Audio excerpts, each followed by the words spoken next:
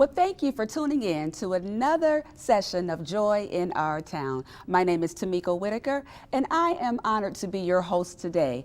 It's not by accident that you tuned in with us today. Stay in tune with us. There is something that's going to be said that's really going to help you either now or in the future. I'm honored to have with us in studio today Miss Lisa Hayes.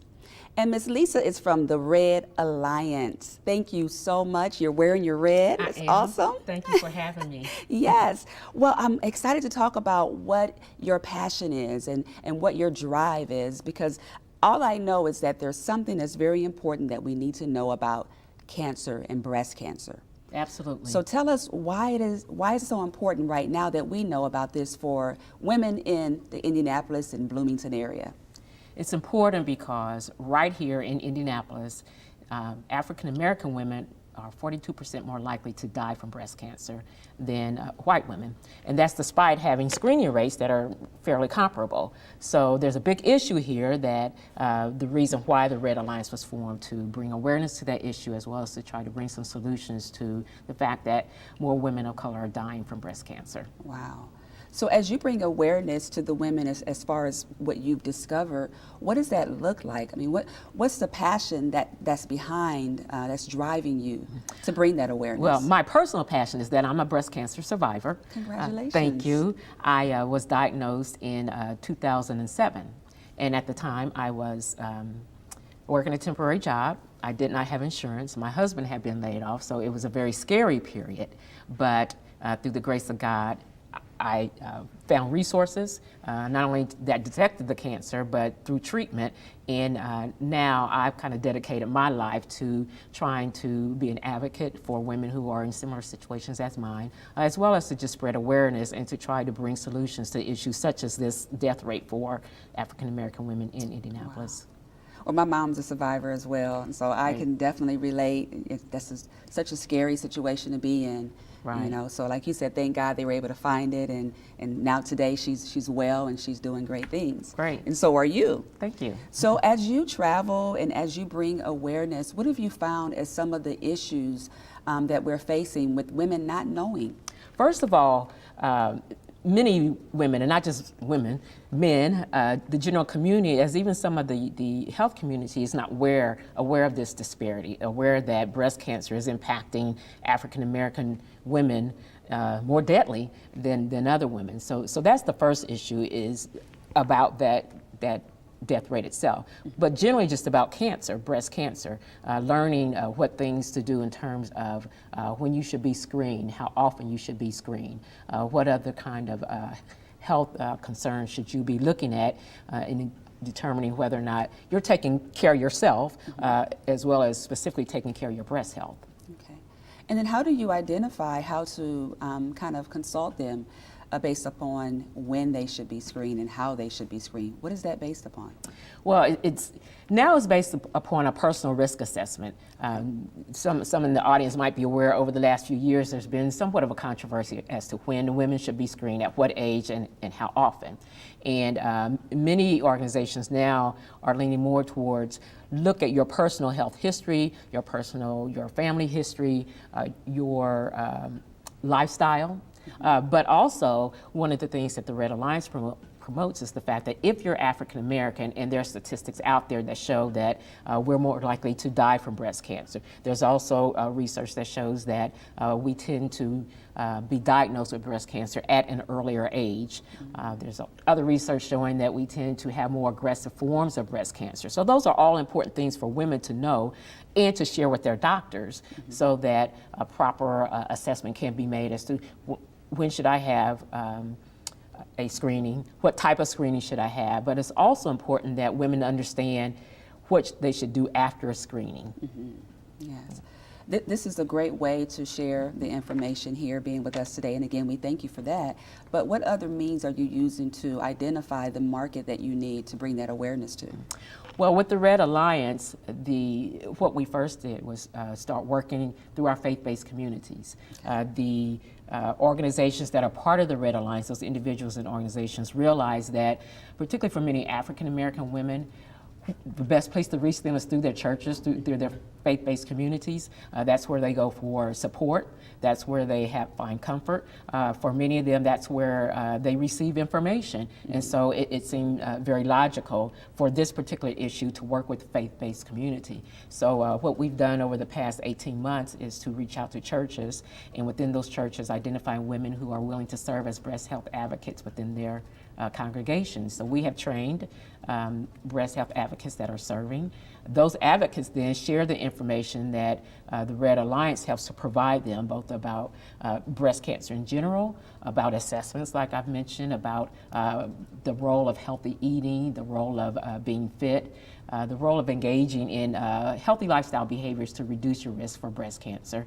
But then those advocates can also be a source of support for a woman who needs a screening or perhaps has had a screening and needs follow-up tests. Those advocates can then serve as that support system, make sure that they're connected with the resources in their community that will assure them that they do follow all the recommendations of the healthcare providers. So that's a big issue too. Some women, they may know they have an health issue that needs to be addressed, but they don't know where to go. They might be uninsured, or they might be reluctant for whatever reason to go into certain health environments to get those needed tests. So that's again a role for those advocates to help them through that process.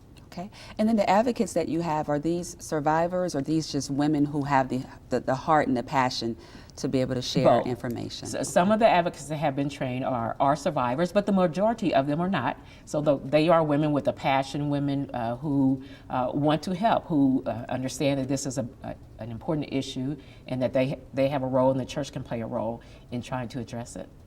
And then how is the reception when you go to these different places and you share this information? I know they're just kind of overwhelmed to, excited to be able to have you come in. It is, and one of the things that we've done the past 2 years is the month of October, of course, as many know, is Breast Cancer Awareness Month, and all the churches that are involved with the R.E.D Alliance have held what we call a Pink Sunday.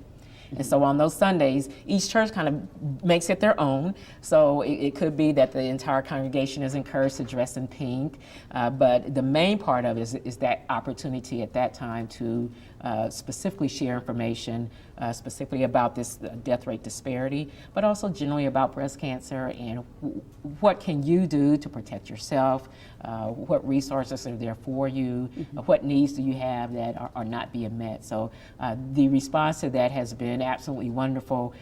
I've enjoyed it. During those Sundays, I've gone out to many of these congregations, and just to see everybody from the children up to the pastor and the men dressed in pink, and many of them have receptions, and there's food, and there's balloon launches, and just anything to bring awareness and to reach people to get this message out. And so we have the color pink for breast cancer, but then yours is the R.E.D Alliance. So in case they missed it, what is the R.E.D?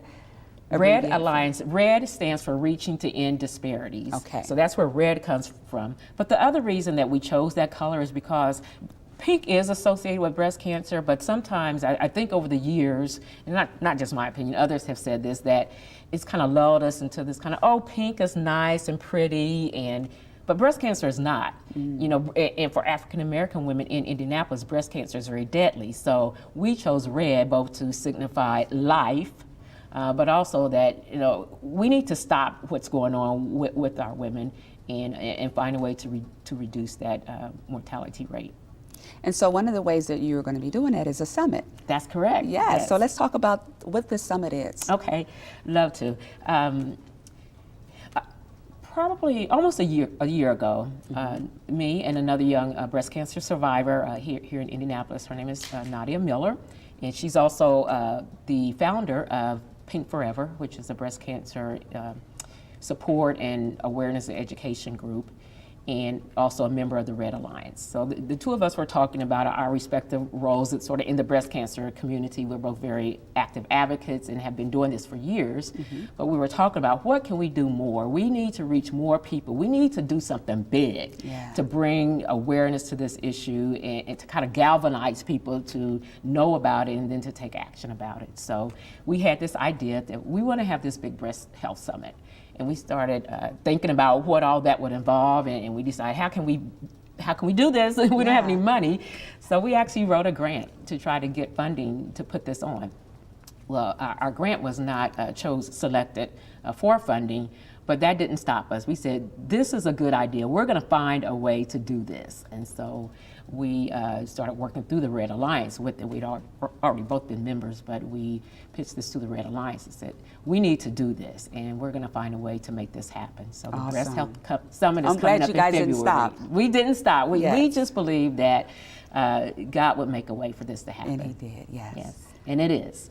So tell us about the summit. The Breast Health Summit will be on Saturday, February the 25th. Okay. And it is an event to, again, bring awareness about this issue to the community, but as well as to educate both community members and health providers. We think it's quite important, not just for the community to know about this, but health providers, because they are going to play a huge role in attacking this problem. So we'll have educational workshops, 2 different tracks, one for community members and one for health providers. That could be doctors, nurses, social workers, community health educators, anybody in the health professions. We believe that we have something to offer at the summit in terms of education. And then also along with that, we'll have a panel discussion about the role of faith in medical decisions. Wow. And we think that's going to be really awesome. We have Pastor David Green, who's going to facilitate that. We have several pastors from the community, as well as a breast cancer survivor that will be participating in that panel. And then sort of the highlight of the summit, we're going to hold a town hall meeting where we'll bring in representatives from various stakeholders related to this problem. So we'll have representatives from government, from advocacy groups, from service organizations, from the health community to come together and talk again about what the issue is and to try to come up with some solutions to address this problem. Well, it's going to be dynamic, and I thank you so much for just being a blessing to the community and having that drive, and we appreciate you. Thank you for your time today. Thank you. Thank you for your time and joining in with us today on Joy in Our Town. Do us a favor and like us on WCLJ 42 on Facebook. Take care and have a great day.